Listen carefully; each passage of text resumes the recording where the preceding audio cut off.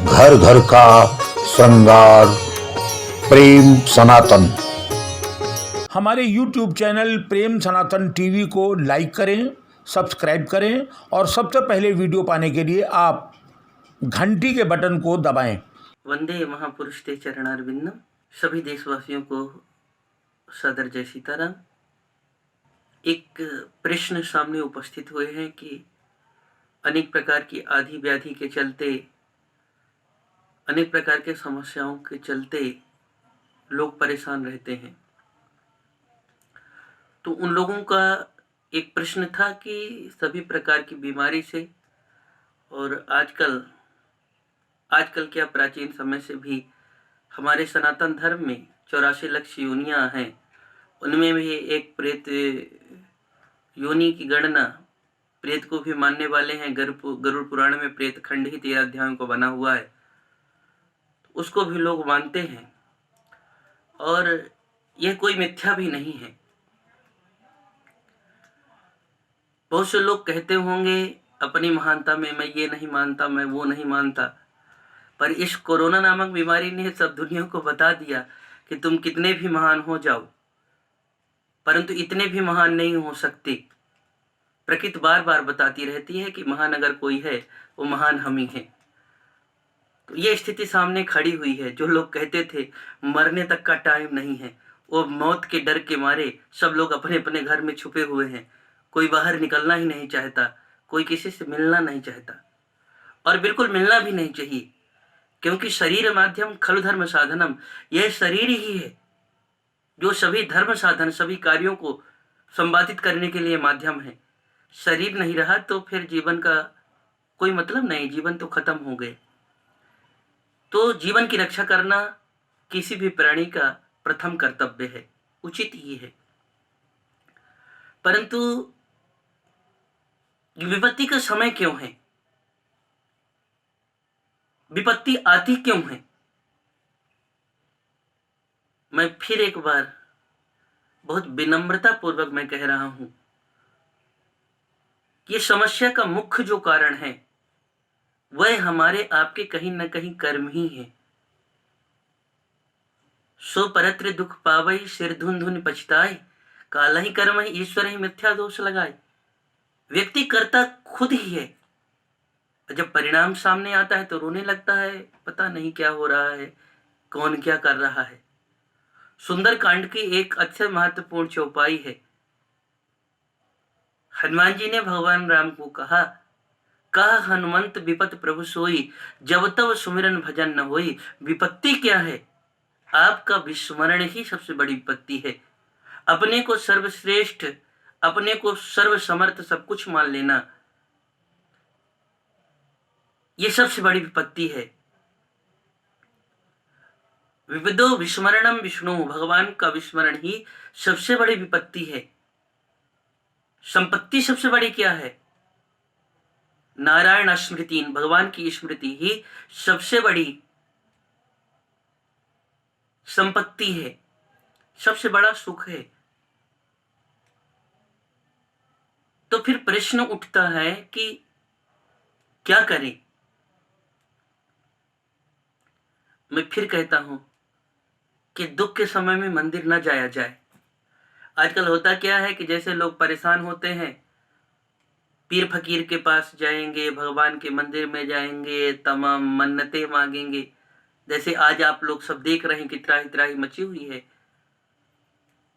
कोई समाधान नहीं मिल रहा है। इसी बात को कबीर जी ने पहले ही कहा था, सुख में सुमिरन ना किया, दुख में किया है याद। कहाँ कबीर ता दास की कौन सुने फरियाद। जब तक अच्छा समय था तब तक तो याद आई नहीं, और जब मुसीबत का समय आया तब हे राम, हे भगवान कैसे सुनेंगे। ये प्रकृति बार बार यही संदेश देती है कि अच्छे समय में भी स्मरण करिए, अच्छे समय में भी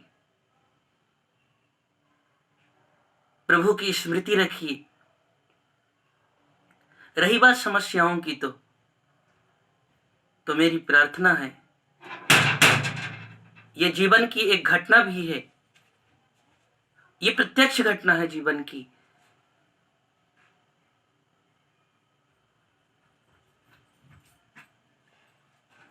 लगभग ये घटना सन 3-4 की होगी।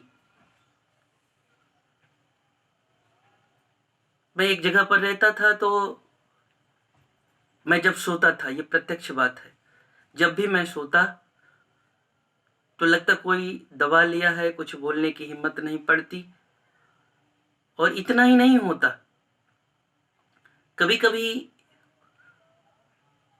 कुछ खून के छींटे भी शरीर में होते थे।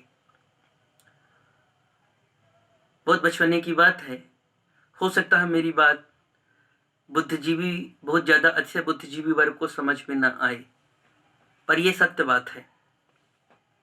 क्योंकि जो रसगुल्ला नहीं खाया होता उसको पता नहीं चलता कि रसगुल्ला तीखा होता है कि मीठा होता है। जिसके ऊपर बीतती है ये बात वही जानता है। ये बात मेरे साथ बीती इसलिए मुझको पता है। तो उन दिनों साकेतवासी पूज्य डॉक्टर सर्वेश्वर दास वेदांती जी थे, उनके ही श्री चरणों में रहकर मैं पढ़ रहा था। तो मैंने कहा, पूज्य श्री, ये पता नहीं क्या होता, मैं जब सोता हूँ तो सोते समय कोई दबा लेता है, लगता है सांस रुक जाएगी, बहुत परेशानी हो रही है। तो पूज्य महाराज जी ने मुझको एक रामायण की चौपाई बताई और उन्होंने कहा, हाथ पैर धो करके आप इसको जपो 11 बार और फिर सो जाओ, कोई परेशानी नहीं होगी। मैं उस चौपाई को सुन लिया। याद करने के बाद जब भी मैं सोता था तो अपनी उंगलियों में गिन करके मैं 11 बार पहले उसका स्मरण करता, फिर मैं विश्राम करता। एक वो दिन था और एक आज का दिन है। मैं निरंतर उस चौपाई का स्मरण करता हूँ, प्रतिक्षण स्मरण करता हूँ, और तब से आज तक कोई परेशानी भी नहीं है। आप सबका भी विश्वास हो तो मैं चाहता हूं कि जिसको किसी प्रकार की अगर कोई परेशानी है तो एक बार इस चौपाई को याद करे, और याद करने के बाद में पवित्रता के साथ में सोने से पहले इस चौपाई का स्मरण करे और फिर खुद अपने जीवन में देख ले। परीक्षा करने के लिए नहीं, क्योंकि बिना विश्वास के कोई भी मंत्र सिद्ध नहीं होते। और ये रामायण की चौपाई केवल कोई चौपाई नहीं है, यह सब के सब मंत्र हैं और सिद्ध मंत्र हैं, सभी अभिमत फल को देने वाले हैं। क्योंकि आपको अगर स्मरण होगा तो आप जानते होंगे कि रामचरितमानस के कवि तो गोस्वामी जी हैं, पर जिनकी कृपा से रचि महेश निज मानस राखा, पाई सुसमय शिवासन भाखा। उन्होंने भगवान भोलेनाथ ने ही रचना किया, और रचना करने के बाद, उसकी रचना करने के बाद उन्होंने गोस्वामी जी को दिया। और भगवान भोलेनाथ तो सावर मंत्र जाल जी सिरजा, सावर मंत्र के प्रणेता रचयिता भी हैं, जो सिद्ध मंत्र है, सावर मंत्र प्रत्यक्ष है। तो भोले बाबा ने जैसे इन चौपाइयों में उन सब सिद्ध सावर मंत्रों का ही प्रयोग किया हो, चौपाई है, आप सभी स्मरण कर लें। और जिस प्रकार की, ये मैंने विश्वास के लिए आपकी बात कहा, जिस प्रकार से मैंने श्रद्धा भक्ति पूर्वक स्वच्छता के साथ जप किया और आज कोई टेंशन नहीं है भगवान की कृपा से, मेरा विश्वास है कि आप सबको भी ये अभिमत फल को देने वाली चौपाई सिद्ध होगी। माम भी रक्षय रघुकुल नायक, धृतवर चाप रुचिर करसायक। ये चौपाई आप सब स्मरण करें, और स्मरण करने के बाद में फिर आप विश्राम करें। अयोध्यानाथ भगवान ये धनुष लिए हुए मेरी रक्षा करें, ऐसी प्रार्थना है इसमें। तो भगवान जरूर ही हमारी आपकी रक्षा करेंगे, और इस वैश्विक महामारी में भी यह महामंत्र जरूर काम आएगा।